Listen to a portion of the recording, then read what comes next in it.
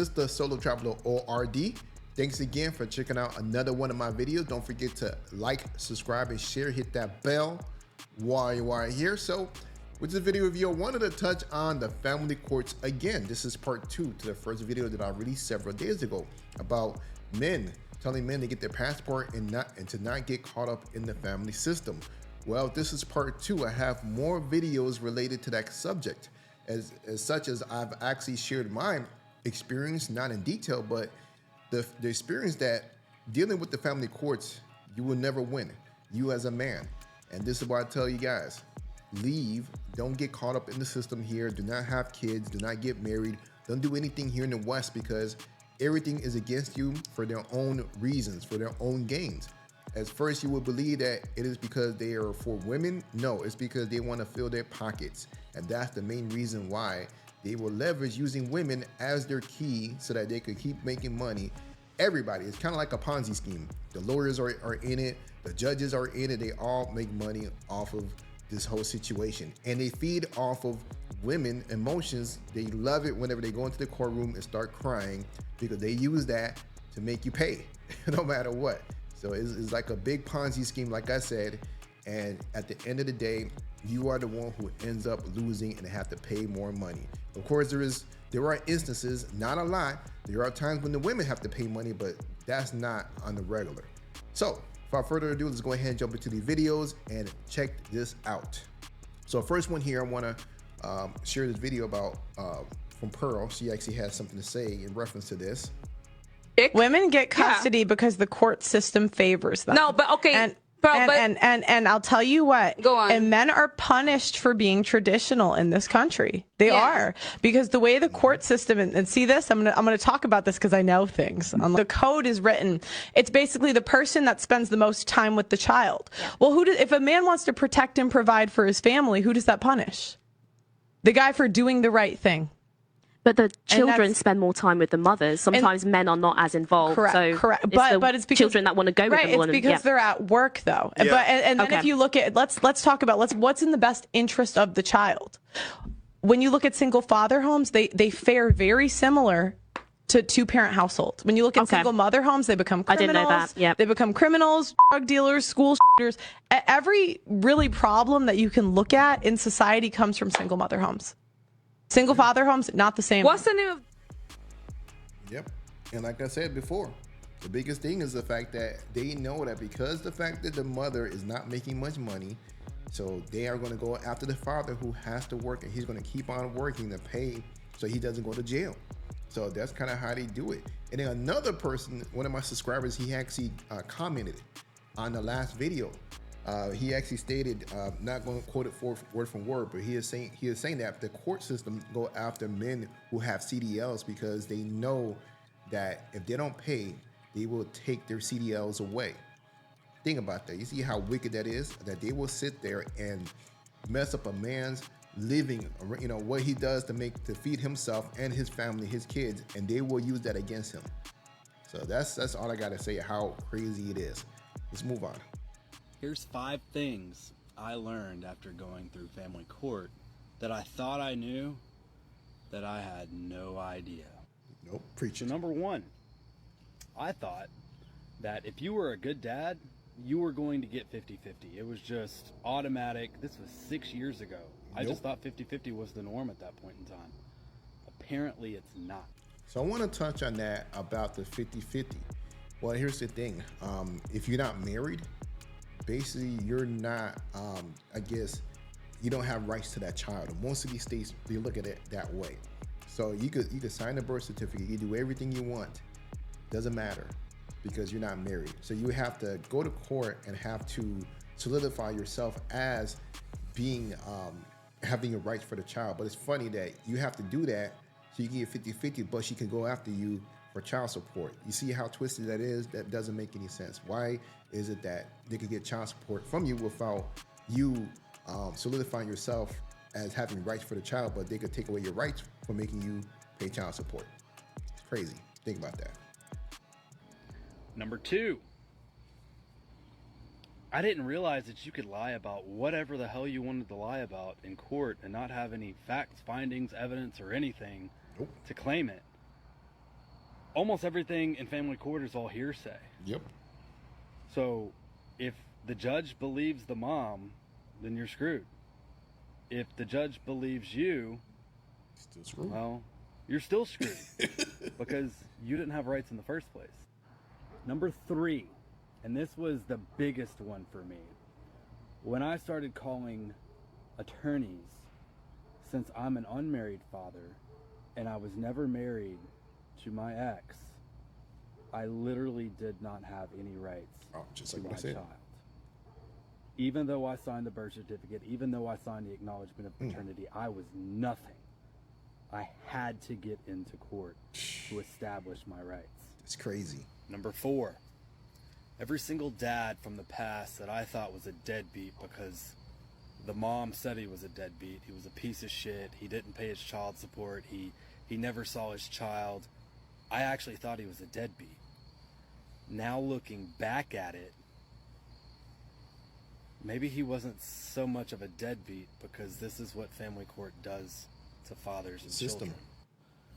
And then number 5, I did not realize there was a huge community of people, both moms, dads, men, women, grandparents, brothers, sisters, all of that, that there was a community of us fighting for our children to have both parents in their lives.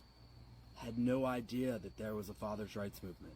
Had no idea that there were all these organizations fighting for our children because we'd never hear about that stuff. And a lot of the time, we don't even realize this stuff is going on until we actually go through it. It's just like I said with number 4. We didn't know that he wasn't a deadbeat. We just assumed because there's so many deadbeats in the world. But is there actually that many deadbeats in the world, or is it the system that's creating the deadbeat? No. Also, you got to think about it. A lot of these women, they are the one who went out there and created these narratives stating that all men are deadbeats. So you're hearing it from the winner side and not from the loser of what really happened. And since they have custody and control over the kids, they can feed the child anything they want and to tell them that your father's a deadbeat, blah, blah, blah, XYZ, while basically the child is with the mother. And of course, the child is going to believe the mother because the child is with the mother. So no matter what, not realizing what the father went through to try to save his ass from getting tore up in court. Let's move on, next video. So check this out. They are giving out all this wicked advice to screw over men in court. Check it out. Your secret weapon in family court is you. You have the power to change your entire case. Listen to this.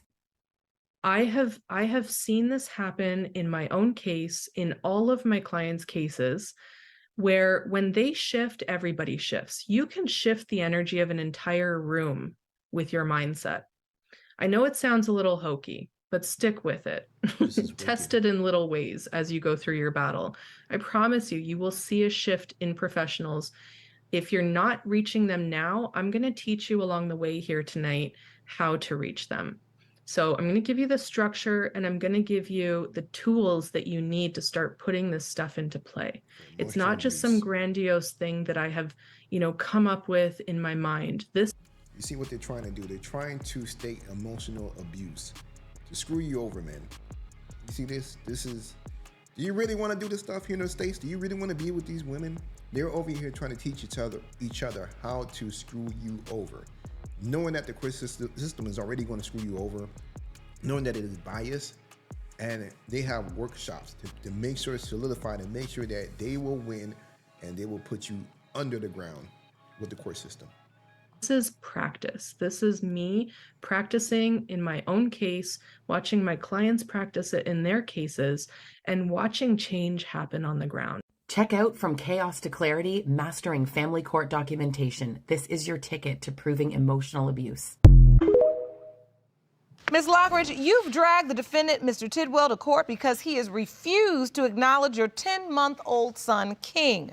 You say you were never in a serious relationship with Ms. Lockridge and you were stunned when she told you she was pregnant.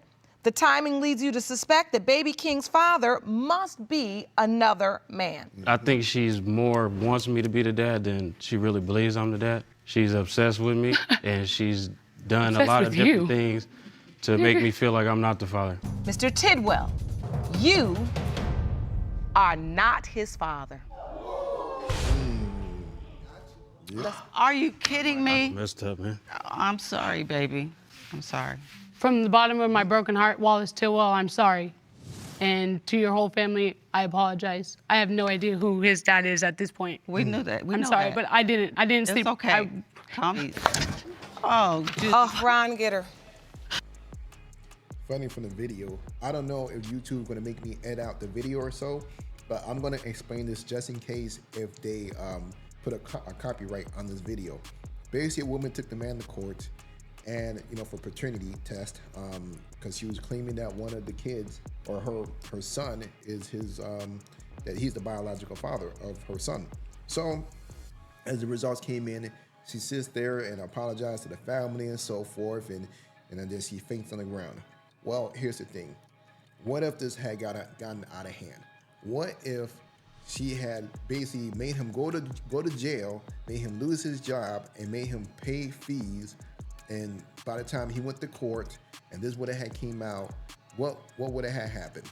Nothing. She would have walked away like nothing ever happened, and his life would have been ruined from this whole situation. So brothers, I tell you guys, watch out, strap up. Be careful with all these these daggers out here. A $10,000 tax return was taken due to back child support, and he thinks that's enough. Ooh, let's check it out. I put myself on child support. I just paid you $10,000 and asked you in December. I said I won't be able to make any payments. And you said, go ahead and ask the judge. Now you're saying you won't help me? And I literally told you. No. The thing was, wait, you're saying you paid $10,000. That was a tax intercept. That's an involuntary payment that came in through the federal government taking your money because you hadn't paid child support. I put myself on child support, and regardless, I hear you when you say you put yourself on child support. I literally hear you, and I commend you for doing that. But if you put yourself on child support, then you know that you have a child support payment due. I am so confused as to why you think that you can sign a commitment in December, and then we are here almost in March, and you're like, why did they take my child support? I mean, why did they take my driver's license? You didn't make your commitment from December to pay $225. Yes, but you're right. I'm so confused. But you're right. But you're right. Okay, so I'm good. I'm done. Can I speak? Why are you so angry? Can I please speak 1 second? You see that? Once you get into the court system, yo, it's a wrap. It's horrible. Whole system, it will just screw up your life. So this is just for jokes. It says parents leaving family court after promising judge they will co-parent better from now on. I know how this is.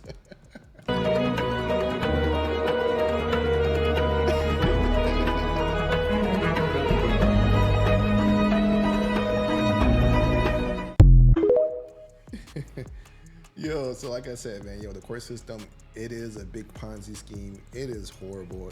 For men, it is the worst thing ever. You will not win. So that's why I tell you guys, go about your business, go overseas and find what you're looking for. Don't do anything here in the States related to family courts as far as having kids, getting married, whatever you can think of, because you will end up losing. Even if you find the right one, you just never know.